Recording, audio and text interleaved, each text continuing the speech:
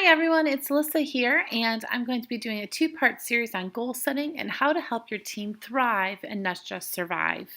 I don't know how many of you have felt like sometimes even in just your own business, it's kind of like a roller coaster, and it's like sometimes you're on a peak and sometimes it's not so great. And sometimes it just feels like we're in these like valleys and these like this death zone. But there is always life in our business. We just need to be able to find it, and then we need to start really nurturing it and then helping it to really just have continuous activity so that we can thrive. So, moving on. So, the first thing that we really need to do is we need to instill a belief that big things are possible. We see this right now. It's happening all around the company, and it's because people believe it. When I first started with my promotion, like story here, like the last 3 years where we were promoting out team members and stuff like that, I still remember back then it wasn't that common. And so I still struggle to like think, oh, maybe I could promote someone out, or oh, just one person a year. That's pretty crazy. But it's not. And there's very little difference between all these teams or all these different leaders. The big difference is that some of them believe it is possible, and a lot of them, they want to see how many glass ceilings that they can shatter. And so when you have that kind of a big picture philosophy and such an excitement about what you're doing, it reflects in how you work. So, if I just kind of think, well, yeah, I could probably promote out one person versus, you know what? I'm going to promote out like 5 directors this year. That big belief, that big difference in your brain and truly becoming to the point where you can believe that that will happen is going to make those things possible. The next thing, and this is super important, and for those of you who know me, you know that sistering is something that is near and dear to my heart.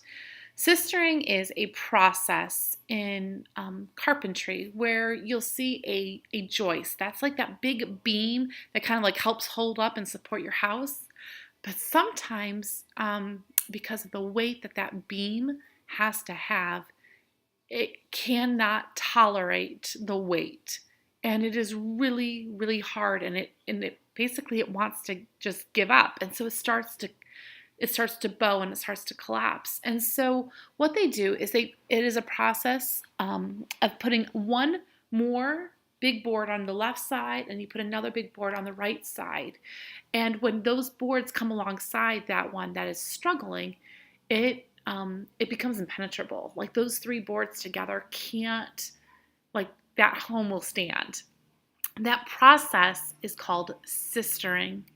So this is important for us too. We need to encourage a support system, not only for us as leaders. You need to find people who are at the same place and are wanting to go on the same path as you, but you also need to help find people who can sister your downline who are under you, because we can't achieve these goals on our own. It is so much better when we have a team. Next, I want to talk about something called the multiplier. So when you have one goal, you have one goal. And so if you don't hit it, it kind of can be discouraging. But what we have found is when you do put the multiplier into effect, you have more than one goal at a time. I like to encourage 5 goals. So if you have 5 different goals at one time, most likely you're going to at least hit 1, maybe 2 or 3 of them. Maybe you're not going to get completely all the way there on 3 or 4, but it's not as much of a letdown. Plus, you'll find that many of your goals, the steps overlap. So if you're wanting to promote, we'll say, to a director this year, and you'd also want to be a $1 million team, a lot of those things are going to overlap, because as you grow your team bigger, you're going to get these $1 million. So it's like when you start seeing how these steps overlap, it makes a huge difference, which brings us to the next point. When we are picking our goals, they need to be measurable. You can see here in examples, I want more leaders versus I want 6 first-line leaders.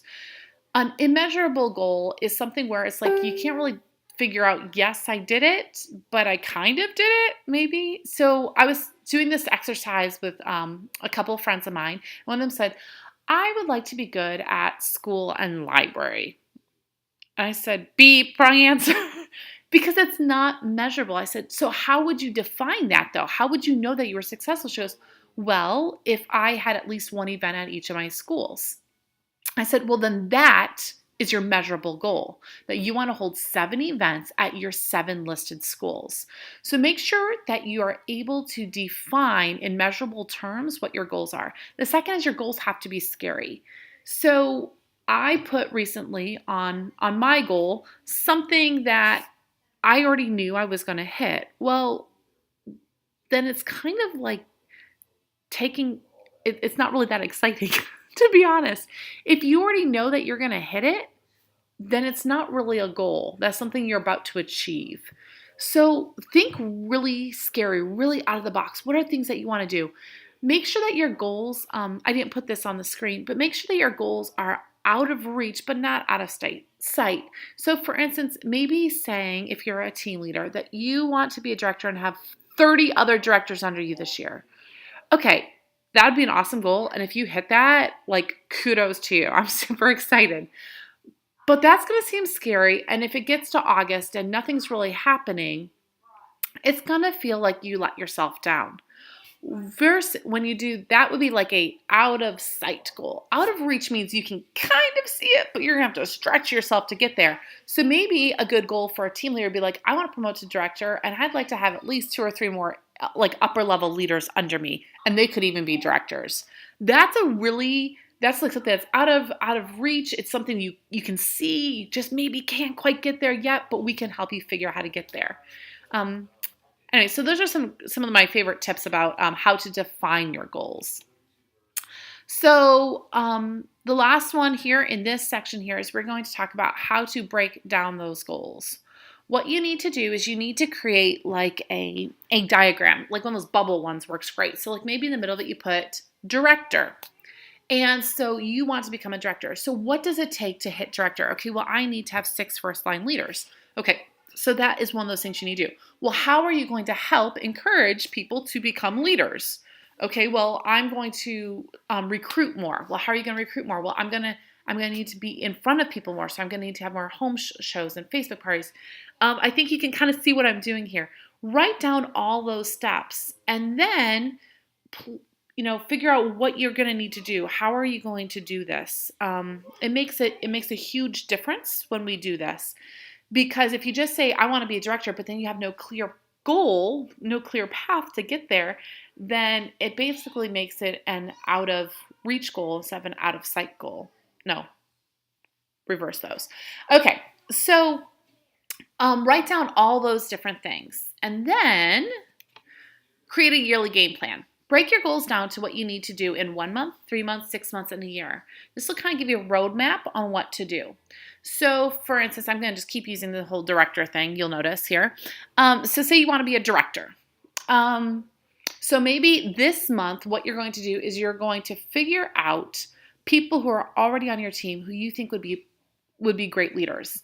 And don't prejudge people. Remember that, okay? Some of you might not be here if your own leaders prejudged you. But so don't prejudge people. Just sit down and figure out like who here would benefit from it, who has good skills in the business, who would I like to work with, all those different kind of things. So for you, and then you could say, then I want them to come to take a look at a leader event or whatever it is. Then you could say, I'm going to start having a weekly call with these people. Then maybe your 3-month or like also that 1 month goal, maybe you're going to say, I want to start getting to the point where I'm doing the 4-4-1 plan, where I have at least 8 show type things on my calendar a month because I need to make sure I get those recruits. So great. So now you have that. So now your 3-month plan, you need to say, okay, within 3 months, I want to be doing 4-4-1 each month. I want to be getting at least 1 recruit out of every 3 shows I do. I'd like to be getting at least 2 to 3 recruits a month. So these different things. So 6 months, a year. If you want help to breaking this down, talk to your director or your upper level leader, and we can help you figure out how to create a yearly game plan. So the action plan, this is something that's really, really important. Every single day, do one thing daily for each of those 5 goals. So again, back to our director. If you want to be a director today, make it a point to look through your team and figure out who you want to have, who you might be able to ask to join your team. Okay? Not join your team. Who might want to promote up to a leader. Maybe tomorrow, for the director one, you are going to take some time and contact a director or somebody that you know and ask them what their greatest piece of advice is for you. Figure out something every single day to do for each of those 5 different categories. It'll make a huge difference in your business once you do this. It'll also help you create forward momentum, because if you are doing something every single day, you're going to keep moving forward. And even if you get to the end of the year and you haven't hit them, you will have gone farther forward. Speaking of which, we don't always hit every single goal. Sometimes we fail at meeting those challenges. But what we want to make sure we do is what we call fail forward. This is a great principle that one of my amazing leaders, Marissa Glaviano, shared with me. And what Marissa told me or shared with our team was that fail forward. And what it is the concept of forward momentum. So as we were just talking about that, so we have momentum, we're moving forward, but we might fail. But at least we didn't fail 30 feet behind us. We still move forward. We move forward with our businesses. And that's a big deal. And especially with our downline, we need to be there to help them and encourage them to keep on keeping on. You'll find that a lot of times people get discouraged as they're trying to promote to team leader, or maybe the book fair didn't turn out good. A couple things you really want to do with people when they have not seen the success that maybe they wanted. One is to hear them, okay? So if you haven't done the colors test, please do. If you are not naturally blue, okay, it is not going to be your natural inclination to sit there and to listen. You're going to want to start fixing it, or you're going to want to blow them off. So, and just be like, oh, it's not that big of a deal. You can keep going. All right. People just want to be heard. And so when they first express their concern or their frustration, just listen to them. And then after you have listened to them, help them through it. Give them an example from your life where you have had a challenge in that same kind of a way, or maybe an example from another one of your leaders or something like that. But let them know that they can keep going, and let's just refocus, kind of maybe figure out how we can change up our goals and keep moving forward. Another thing that is super important is that we need to lead by example. If you're encouraging your team to make goals, you have to do that too.